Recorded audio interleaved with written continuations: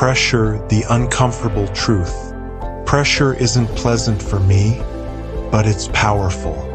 It's uncomfortable, inconvenient, unpredictable, but also necessary.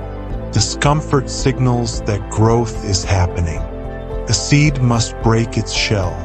A muscle must tear to rebuild stronger.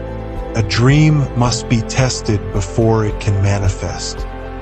Pressure tells me I'm in the learning zone. I'm not stuck. I'm stretching. I'm not failing. I'm forming something new.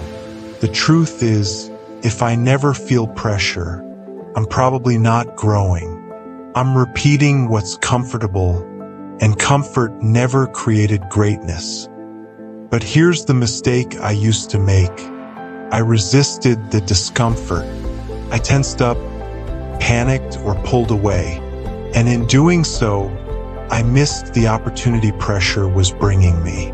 Rigid resistance limits my potential. Flexibility expands it.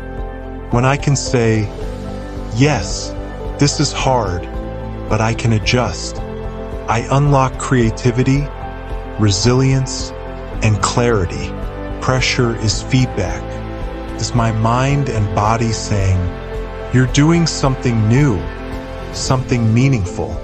When I interpret pressure as feedback, not failure, I begin to see it as a guide.